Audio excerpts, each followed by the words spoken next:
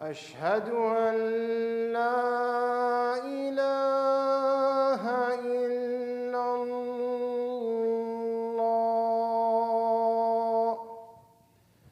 أشهد أن محمدًا رسول الله.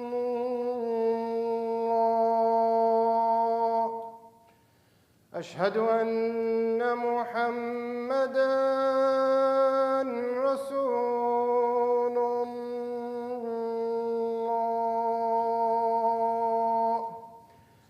أشهد أن عليا ولي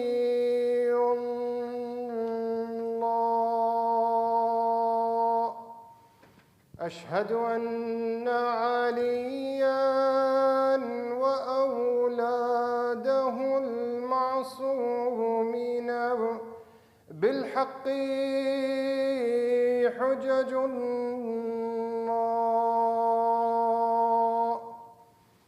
حي على الصلاة، حي على الصلاة، حي على الفلاح، حي على الفلاح، حي على خيري العمل، حي على خيري العمل. الله أكبر، الله أكبر. لا إله إلا الله. لا إله إلا الله. لحمد صلى على محمد وآل محمد.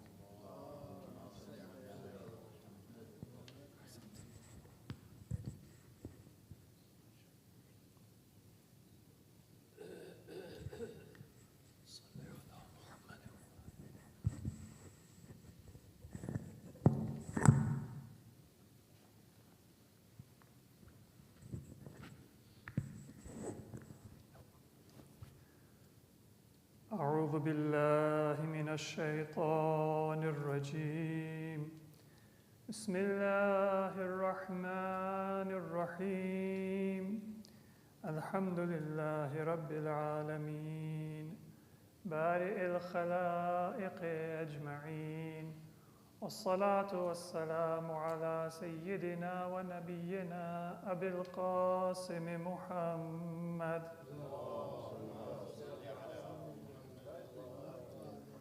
وعلى أهل بيته الطيبين الطاهرين، ولعنة الله على أعدائهم إلى قيام يوم الدين. رب اشرح لي صدري ويسر لي أمري واحلل عقدة من لساني يفقه قولي. أما بعد، السلام عليكم ورحمة الله وبركاته. After a pause of a few weeks, we will resume looking at the teachings of Ahlul Bayt alayhimus salatu wassalam with regard to our responsibilities and our roles in society. And one of those areas that we have teachings in Islam that are a little bit perhaps different from what our general culture is with regard to begging and being charitable to those who may beg. or maybe asking for assistance in public. It is very strongly discouraged in Islam for a person to extend their hand and ask somebody else for assistance. And that emphasis we find in a hadith that is sometimes difficult for people to understand. If you choose to ask, everybody else has a choice. They can either give or they can refuse. So what's the big deal? In order to understand the Islamic teachings, both about seeking assistance and giving assistance, we have to understand that there is a principle that Islam wants us to appreciate. And that principle is that we are responsible for each other in society. If somebody extends a hand and asks me for help, then I should not think it's my choice. If I want, I can say, sure, I'll do what I can. And if I want, I can say, no, I choose not to help. Because there is a mutual responsibility and there is an obligation, for that obligation to be possible in society, and for there to be a balance in society, it is important that I don't ask unless I need. And if somebody asks, then I don't refuse if I am able to help. If you look at just one side, it might seem difficult to understand. Why is Islam saying that you should not seek help from others? Well, Islam is saying that you want a culture where nobody who asks for help is going to be refused. And that culture is only possible if people don't ask for help without truly being in need. Otherwise, there will be abuse, and then I might help somebody, I find out that they were not in need, and eventually I will burn out. And I will say, that's it, I'm not going to do it anymore. It's just a waste of my time and my resources. So Islam would rather have a society where I feel an obligation to answer my brother, my cousin, my relative, my community member, and help them, than a situation where I say, it's up to me. If I want, I can help. If I don't need to help. And this balance, it helps us understand so many other teachings in Islam as well. Islam, for example, tells us that we should offer advice to each other. In our society, generally, it doesn't look good to tell somebody if they are making a mistake, to correct somebody, to interfere in their decisions. People, they want to have a lot of personal space. In our society, sometimes, even if there is a sickness or a need where others may be able to offer their du'as or their moral support, some people, they say, I don't want anybody to know. I don't want to have this become public information. So we have a very strong sense of privacy. Not just dignity. Dignity is good. I shouldn't tell my problems to other people for no reason. But a sense of privacy, I don't want people to find out. And that extreme sense of privacy can be a bad thing, because it means that I am not going to offer assistance, advice, guidance to others, and I will not be welcoming if other people offer that advice to me. When I see somebody, they don't know something that is very important, I might hesitate. Should I say something? Should I not say something? Are they going to be offended? Are they not going to be offended? And if somebody says something to me, then I'll say, mind your own business. This is my life. These are my kids. This is my choice. Islam wants us to have a society where we are not islands, where we don't have that extreme kind of privacy. And how is that balance possible? It's only possible if I am gentle when I give advice, and if I am gracious when I receive advice. Sometimes we know something is right, and we are frustrated if another person does not act or does not know what I know. And so I might say something harshly. This is obvious, why don't you do this?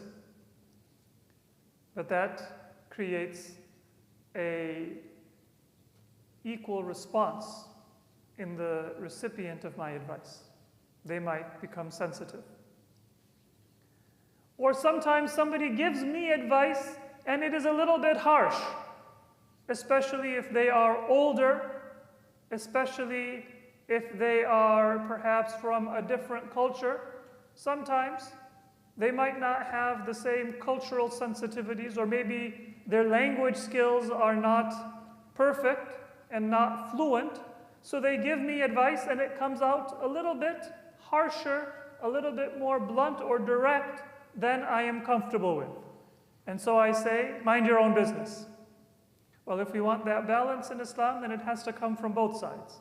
When I am giving advice, I have to be extra sensitive, extra gentle, extra humble, so I don't offend the other person. And when somebody gives me advice, I have to be extra gracious and appreciative, even if they're not doing it in the perfect way. Why? Because Islam would rather have a society where we care and where we intervene in the lives of others in a constructive way than a society where I can be in the midst of hundreds of people and yet I am a stranger. And that is what many people are living in, even though they have social media and they have many acquaintances, more acquaintances than people have ever had in history. If you look at your contacts on your phone, if you look at your email list, if you look at your social media contacts, then people in history have never known so many people and been in contact with so many people. But the extent of our loneliness and our alienation, wa alaikum assalam, is greater probably than at any time in history. Why is that? Because we live our lives and other people live their lives. We don't really have a connection or an intimacy. There might not be anybody that I can call at 2 a.m. if I have an urgent need, even though I have a long list of people that I am friends with. What is important in life is to have friends that you can count on when you are in need, even if it's inconvenient to them. You don't need to have hundreds of contacts. If you have 1 or 2 or 3 people that you know will be there for you when you need them, even if they have to work the next morning and you are preventing them from being able to sleep, then that is a close friendship and a meaningful and a beneficial friendship. And that comes with mutual intimacy. It means that we are part of each other's lives and that we intervene constructively and humbly, but in a way to better each other's decisions. For that to be possible, we need to be both responsible when giving advice and responsible when receiving advice. Another example of a different value system in Islam than in our popular culture is that Islam says that I cannot adopt a child and call that child my own. It's not haram to adopt a child. But I can never say, this is my child, I am your father, or I am your mother. I should always keep the true genealogy clear, if it is known. We can never falsify or say that biology doesn't matter. All that matters is who is raising you and who loves you.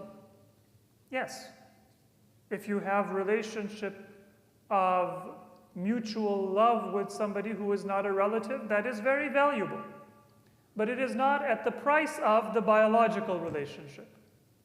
And sometimes this strikes people as a little bit odd. Why would Islam, which places so much emphasis on taking care of the needy, helping orphans, and being kind to others, why would Islam say that you can't adopt somebody into your family and then just say that this is the only relationship that matters? But think about the balance. If I can say to somebody that regardless of biology, you are my relative, then I can also say to somebody that regardless of biology, you are not my relative.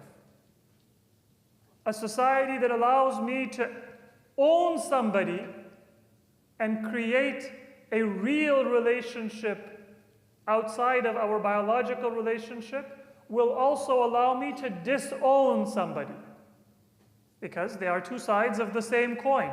If all that matters is love and not our genealogical and biological relationship, then if I love somebody, they are my brother or my son or my relative without biology. And if I don't love somebody, then they are not my relative, they are not my brother or my son or my daughter, even if they have the biological relationship. Islam says not to reduce the love, but to honor the biological relationship regardless of if it is easy or it is not easy. So see how Islam is creating a balance? Biology is not just a coincidence. Allah chose your parents for you. Allah chose your relatives for you. Allah chose your kids for you. So far people are not going and checking in a laboratory what genes they want and what genes they don't want. I want blue eyes or brown eyes. I want medium height or tall height. So far that hasn't become widespread. People are sometimes selecting the sex of their children. But in Islam, we don't even select those choices that are possible in a laboratory. Why? Because what Allah chooses is going to be better than what I think is better. I might think I need another daughter or I need another son. But how do I know what is going to be truly beneficial? The Quran says you don't know if your parents are going to be more useful to you or your children. So don't neglect your children because of your parents, and don't neglect your parents because of your children. Allah knows. So this is a balance Islam has introduced. When it comes to giving and receiving advice, Islam wants us to be responsible as givers and receivers. When it comes to our families, Islam wants us to honor our biological relationships, even if that person has a very different value system or personality, because that is a relationship chosen by Allah. I cannot add somebody to my family, just like I cannot remove somebody from my family. And the same thing applies to charity with those who may be in need in society. Islam wants me never to refuse when somebody asks for assistance. And therefore, Islam wants me never to ask unless I am truly in need, because it is two sides of the same coin. If people ask without being in need, it's an individual choice, then people will feel very comfortable refusing.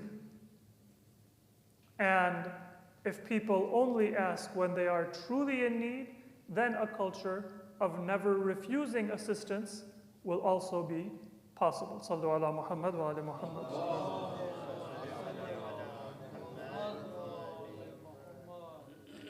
So this is the context. If we have a hadith that say don't ask and don't seek help from others, it is because Islam wants to set a certain culture of self-sufficiency and dignity, but also coming to the aid of people whenever they are in need. It is said that a person came to Prophet Muhammad sallallahu alaihi wasallam and said, Ya Rasulullah, allimni amalan la yuhalu baynahu wa bayna al-jannah. Oh Allah, teach me an action that will never be held back from paradise, an action that will immediately rise and ascend to Jannah. What is an action that will not be rejected by Allah?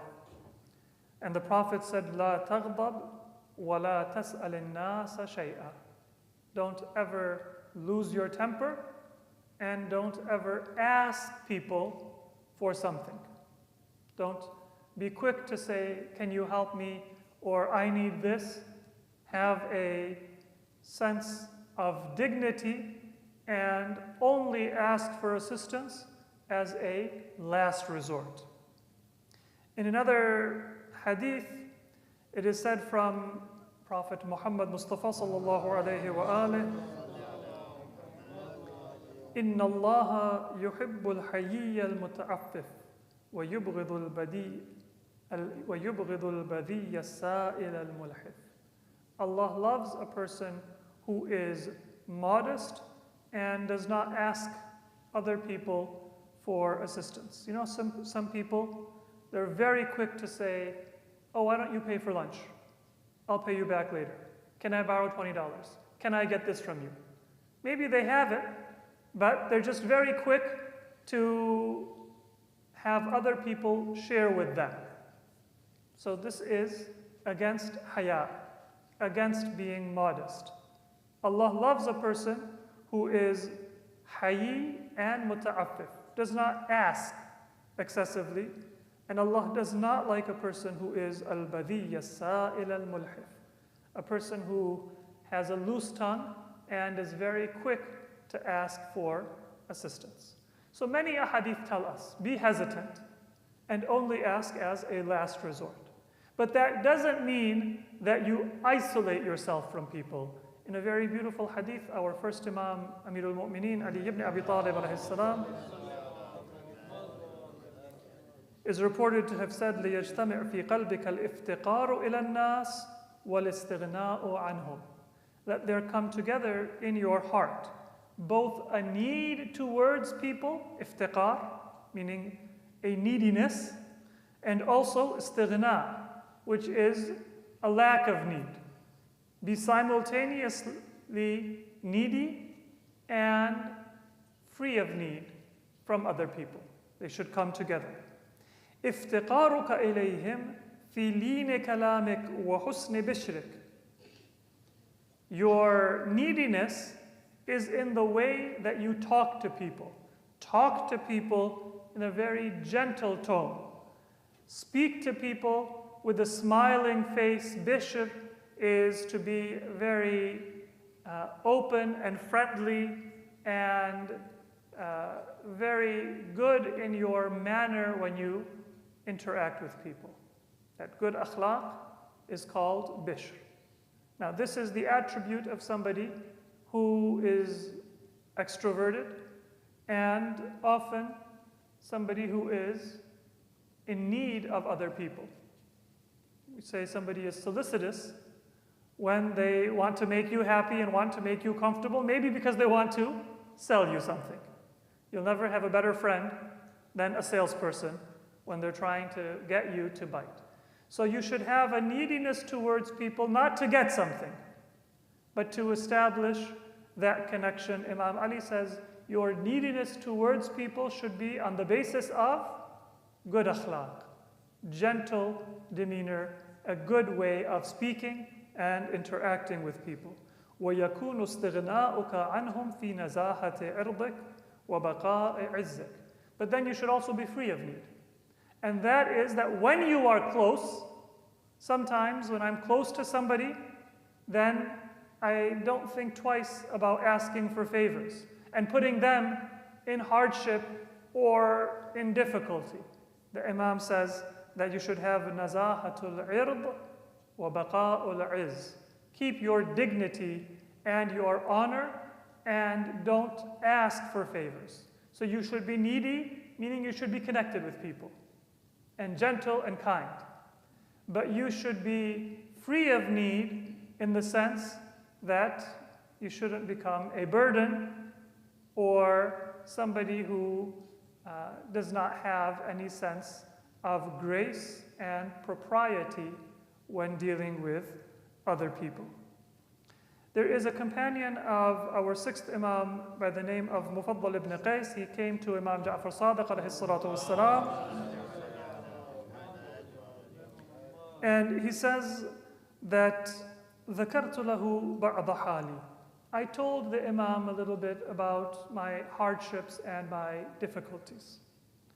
And he said that the Imam immediately asked one of the members of his household to bring some cash. There was a sum of money that a person had given to the Imam as a gift. It was a large sum of money, 400 dirhams. He said, take this.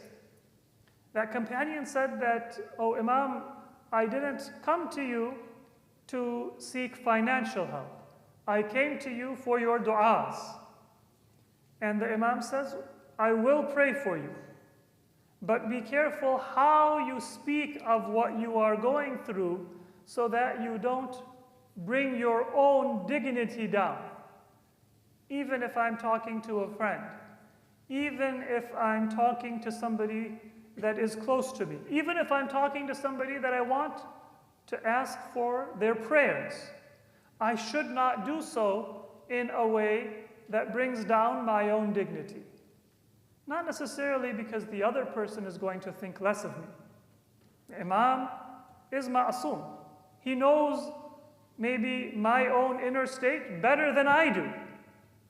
But because the way I talk will affect what I am feeling, and it will reinforce or strengthen either a good or a bad habit and perspective that I have within myself. Sometimes today people, they have this desire to vent. And venting means I'm just going to say everything that comes into my mind unfiltered. And people have different friends that they can vent to. Sometimes I'm not very close to my siblings. I might vent to my friends. Some people, their therapist is their spouse. Some people, the one that they talk to is a relative. Sometimes it is a friend. Sometimes it's in person. Sometimes it may be by phone or by email or by some other means of communication. Whoever it is that I confide my secrets in, remember two things. The only one that you can confide in without any concern is Allah subhanahu wa ta'ala. And you can vent to Allah because Allah hears, He listens, and He answers. So if you want to make a habit of confiding, then make that habit in the form of dua. Before you pick up the phone, before you call somebody over and say, I had a hard weekend, my in-laws were visiting, and I need a good 2 hours to complain about everything that I suffered. Before you do that, talk to Allah subhanahu wa ta'ala. Because when you do that through dua, then you are automatically entering into a different mindset. Every dua begins with salawat ala Muhammad wa ali Muhammad. Every dua begins with hamd and thana, praise of Allah. So how am I going to send salutations on the Prophet and his family and praise Allah subhanahu wa ta'ala and then say, now I'm going to tell you 20 things I hate about my in-laws, or 20 things that I hate about my relative, or anything else? Just the framework of dua will moderate my tongue, and it will make me humble, and it will make me more disciplined. It might take time. Sometimes the first words that come out of my mind and out of my tongue may not be the ideal words, but gradually they will become better and better. Confide with Allah subhanahu wa ta'ala. That is the first point. And the second point is that when you confide in another person, then be careful to say things not just as a translation of what you are feeling, but also as a reflection of what you should be thinking and feeling. So rather than say, this person angers me, say that, you know what, I was very angry, and this is what caused me that anger. I need to work on my self-control. It's the same thing. But rather than putting the responsibility for my response or my emotion on somebody else, I am putting that response and that responsibility on myself. So you do need to vent. You can't bottle everything up in yourself. But don't vent to other people. Vent and empty your burdens, empty your chest to Allah subhanahu wa ta'ala. You don't need to hide anything from Allah. When you talk to people, whether it be your spouse, whether it be your friend, whether it be your sibling, whoever it is that you confide in, then confide with discipline. Because you don't want to do ghibah. You don't want to gossip. You don't want to backbite. You want to use that process of speaking, maybe to get good advice, maybe to process your own feelings. So do it with a sense of responsibility and discipline. Our sixth Imam, Imam Ja'far Sadiq alayhi salatu wassalam, he said to his companion that إِيَّاكَ أَن تُخْبِرَ النَّاسِ بِكُلِّ حَالِكَ فَتَهُونَ عَلَيْهِمْ. Don't tell people everything that you are going through, and then you will be reduced in their eyes. If you need their du'as, ask them for their du'as. If you need something, then tell them in a dignified way. Filter what you say and how you say it to preserve your honor and your dignity, and to gradually move in the direction of having those emotions which are most healthy. So in summary, Allah wants us to be generous, but He wants us to have a certain balance in society. Never to ask in a way that brings our dignity down, or ask if I don't need help. And then when I find out somebody needs something, never to refuse if I am able to do so. Bismillahir Rahmanir Rahim. Inna a'tainaka al-kawthar fasalli li rabbika wanhar. Inna shani'aka huwa al-abtar.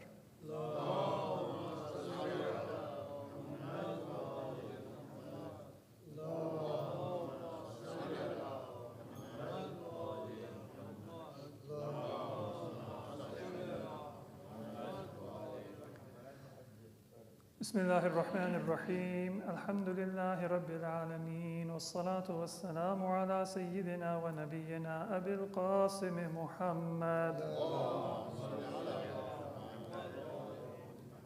وعلى علي أمير المؤمنين وعلى فاطمة الزهراء وعلى الحسن والحسين وعلي بن الحسين ومحمد بن علي وجعفر بن محمد وموسى بن جعفر وعلي بن موسى ومحمد بن علي وعلي بن محمد والحسن بن علي والحجة بن الحسن القائم المهدي صلوات الله عليهم أجمعين. صلوات.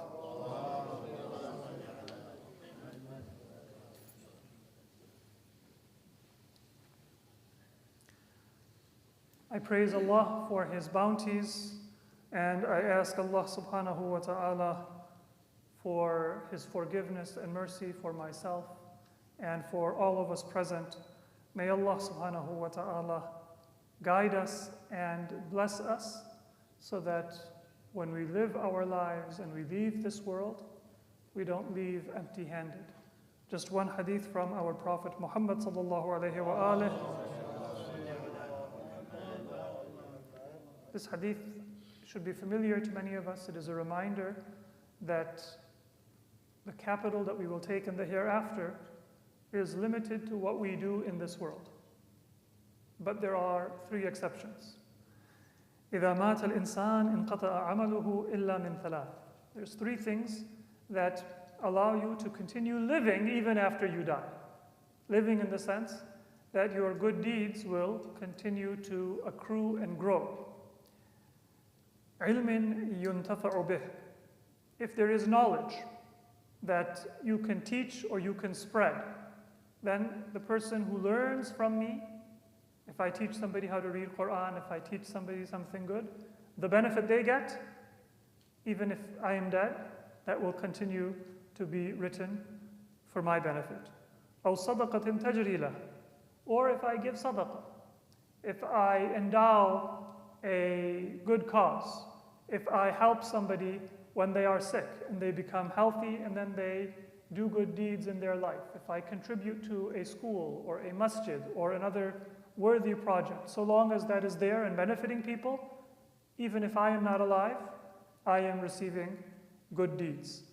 أو ولد صالح يدعو له.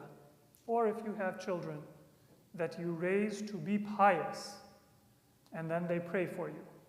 These are the actions that will remain. Knowledge, sadaqah that we give in the way of Allah, and children whom we raise with values that will give honor and dignity and thawab to us. Let us prioritize these things. Rather than prioritizing worldly goals, prioritize seeking and passing on the knowledge of Islam. Rather than seeking to have more and more wealth, prioritize giving in the way of Allah. And rather than just trying to make our children materially successful, prioritize teaching and passing on the values of Islam, because that is what is going to remain for all eternity and not die with our body and our material death. May Allah subhanahu wa ta'ala protect and preserve our families and our legacy of faith.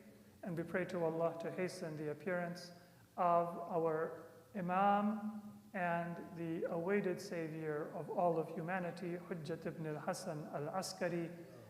May Allah subhanahu wa ta'ala hasten his appearance and count us among his true followers. Sallu ala Muhammad wa ali Muhammad.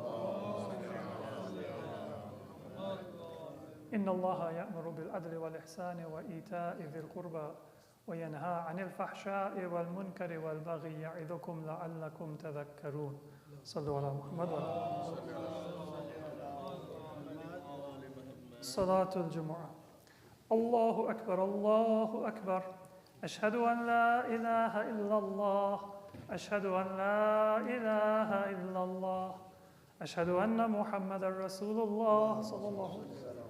Ashhadu anna Muhammadan Rasulullah sallallahu alaihi wasallam. Ashhadu anna Aliyan waliyullah.